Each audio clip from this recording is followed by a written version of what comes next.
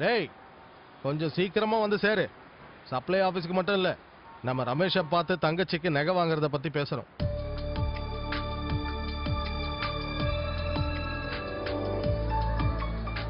நீ சரஸ்வதி மட்டும் இல்ல, என்னோட மகாலட்சுமி. 25ஆம் தேதி வந்த உடனே என்னோட நேரமே மாறிடும்.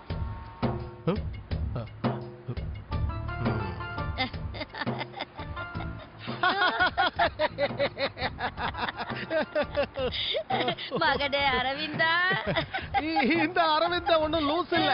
கடன் கேட்கவும் மாட்டேன், கொடுக்கவும் மாட்டேன். உன்னை பத்தி எனக்கு தெரியாதா? நீ தங்கம். சோப்பு போடாத சோப்பு. உன்னை பத்தி எனக்கு தெரியும். இந்த கிழவிக்கு நீ கண்டிப்பா கொடுப்ப. இங்க பாரு, மேல கைய வச்சு பேசாத. எடக்கு முடக்க ஏதாவது ஆயிடுச்சுன்னா நான் வேற கல்யாணம் ஆகாத பையன். கடன் கொடுக்கலாம்ல, பாவம். அது யாரு மேஜிக் அடியில?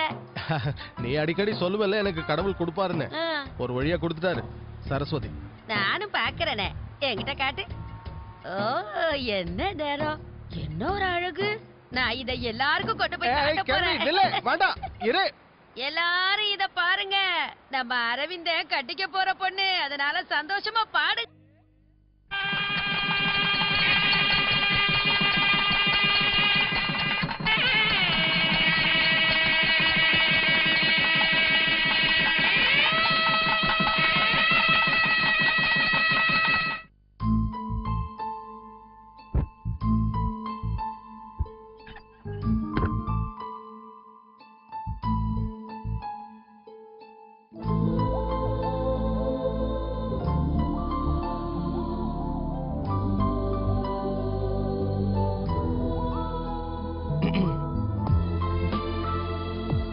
பழக்கம் இல்லாத இடத்துக்கு வந்து புதுசா ஒரு ஆள் கூட பயமா இருக்கோ?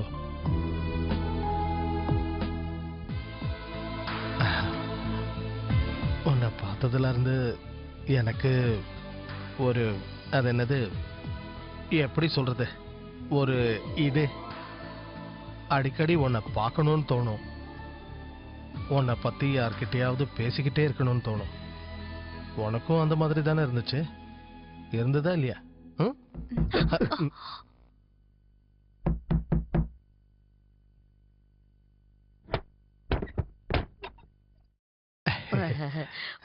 உன்னை மறந்து நீ தூங்குவேன்னு எனக்கு தெரியும்.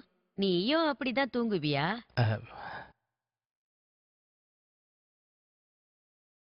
கல்யாண வீடுன்னு தெரிஞ்சாலே திருடன்களுக்கு கொண்டாட்டம் தான். அதுவும் கல்யாண வீடுன்னா கேட்கவா வேணும்? கல்யாணத்துக்கு வர்ற மாதிரி வந்து என்னென்ன இருக்குன்னு பார்த்து வச்சுட்டு போயிடுவாங்க. அப்புறம் தூங்கும் போது வந்து கொள்ளை அடிச்சிட்டு போயிடுவாங்க. திருட்டு பசங்க. இந்த ரூம்ல அலமாரிக்கு பூட்டு இல்ல. இங்க நிறைய நகைகள்லாம் இருக்குல்ல. சரிம்மா, நான் பாத்துக்கிறேன். இரு, நீ நகைங்களை கொண்டாந்து என்கிட்ட கொடு. ஏன் ரூம்ல இருக்கிற அலமாரியில நான் வச்சிடுறேன். இல்லன்னா என்னால நிம்மதியா தூங்கவே முடியாது.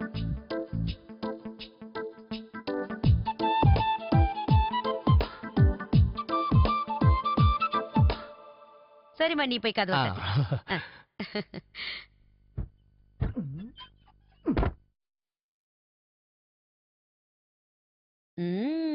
எல்லாத்தையும் பார்த்தா 50 பவுனுக்கு மேல தேரும்னு தான் தெரியுது. அவங்க என்ன பைத்தியமா நீ கேட்டதுக்கு மேல குடுக்கறதுக்கு? அவங்க வீட்டுல வந்தவங்க எல்லாம் வசதியானவங்க. போது நிறுத்து. நீ கேட்ட மாதிரி நகை நட்டெல்லாம் போட்டு அனுப்பிச்சிருக்காங்க. கல்யாணம் ஆன பொண்ணுகிட்ட காதுல மூக்கல கிடக்கிறதெல்லாம் கழட்டி வாங்குறது ரொம்ப அசிங்கமான விஷயமா. இதுல ஒரு அசிங்கமும் இல்ல. இப்ப நம்ம கடன் வாங்கி தானே ரமணிக்கு நகை போட்டு அனுப்பணும். கடன் கொடுத்தவன் நாளைக்கு வந்து கேட்கும்போது நம்ம என்ன பதில் சொல்றது? சரிதானே? அதுக்கு சொல்லல. வர்ற மருமக போட்டுட்டு வர நகையை வச்சுதானே கடனை அடைக்கிறதா நம்ம எல்லாரும் முடிவு பண்ணோம். பாத்தீங்களா, இந்த நகையோட நிறம் மாறி இருக்கு. ஏய், உனக்கு என்ன ஆச்சு? அது எப்படி நிறம் மாறும்? ஐயோ, அது உண்மைதான். இங்க பாருங்க. இங்க பாக்கலாம்.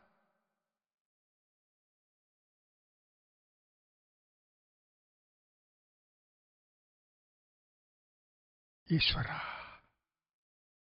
வேற பிசினஸ் பண்ணலான்னு யோசிச்சுக்கிட்டு தான் இருக்கேன்.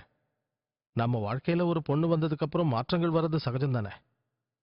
இப்ப உன் மூலமா லக்ஷ்மி வரப்போறா. இனி நான் தொட்டதெல்லாம் தொடங்கும். நீ வேணா பாரு, அது நடக்கதான் போகுது. அரவிந்தா, இந்த அம்மா எப்பவும் இப்படிதான். நடு ராத்திரியில இம்சையை பாரு. இப்பதான் பேசவே ஆரம்பிச்சேன். கதவை தர்றா. திறக்கிறேன்.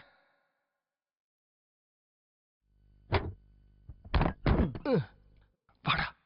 ஆ, வாடா இங்க வாடா. வாடா இங்கே.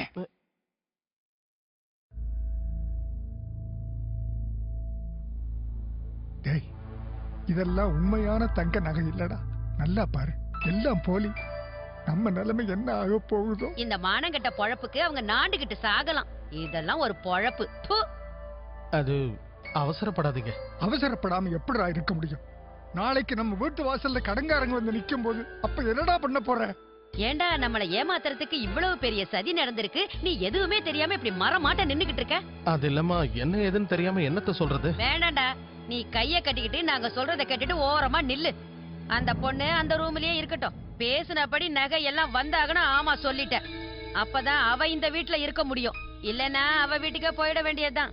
முதல்ல அவளை கொண்டு போய் அவ வீட்ல விட்டுட்டு வாடா. கேவலம் இந்த நகைக்காகவும் பணத்துக்காகவும் மட்டும் நான் அந்த பொண்ணு கழுத்துல தாலி கட்டல. எனக்கு பிடிச்சிருந்தது, அதனாலதான் கட்டினேன். இப்படி நடுராத்திரியில வந்து கேள்வி மேல கேள்வி கேக்குறீங்களே, நியாயமா? அத பத்தி இப்ப பேசி எந்த பிரயோஜனமும் இல்ல. விடிஞ்சா கடைவீதியில உன்னோட மானமும் தானே சேர்ந்து போகும். ரமணிக்கு நகை வாங்கினியே, அந்த பணத்தை எப்படி கொடுப்ப?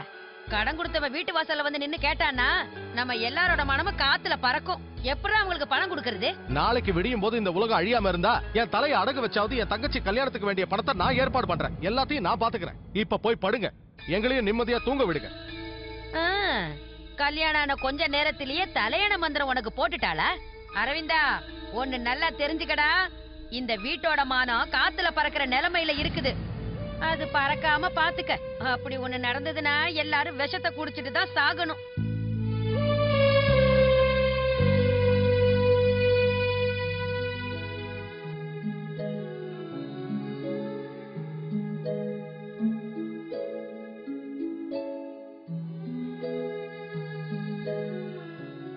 அது என்னன்னா, இந்த மாதிரி நடந்ததை அவங்களால தாங்க முடியல.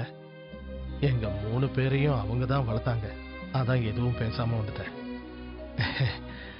இந்த ஊர்ல ரேஷன் கடையை வச்சு ஒரு கல்யாணம் பண்ண முடியாது. அதனாலதான் அவங்க பேசுனதை நினைச்சு வருத்தப்படாத, அழாத. உண்மை என்னன்னு என்கிட்ட சொல்லு.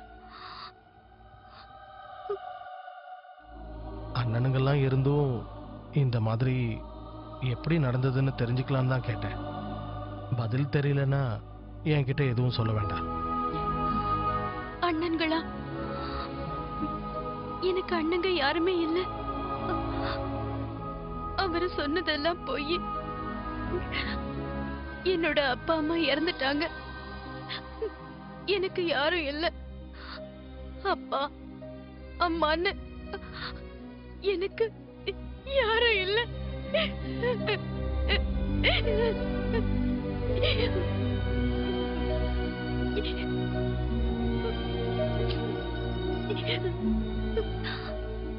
இந்த மாதிரி பொய் சொல்லி எனக்கு கல்யாணம் நடத்த வேண்டாம்னு சொன்னேன்.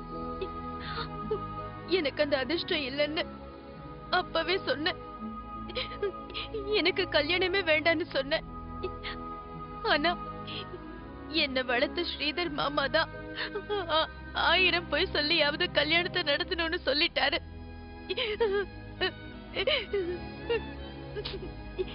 அத்தை சொன்ன மாதிரி நான் இங்க இருந்து அங்கேயே போயிடுறேங்க. என்னால எந்த கஷ்டமும் வேண்டாம். இனிமே நீ என் கூட மட்டும்தான் இருக்கணும், எங்கேயும் போக கூடாது. வாழ்க்கையில எதுவா இருந்தாலும் நாம சேர்ந்தே அனுபவிக்கலாம், சந்தோஷமா இருக்கலாம். நான் உன்கிட்ட இருந்து இதை தவிர வேற எதையும் எதிர்பார்க்கல. இங்க பாரு, காலையில சீக்கிரம் எந்திரிச்சு வீட்டுல இருக்கிற எல்லா வேலையும் பாரு. இங்க இருக்கிறவங்க மனசுல இடம் பிடிக்க முயற்சி பண்ண. நான் உன் கூடவே இருப்பேன். அழாத.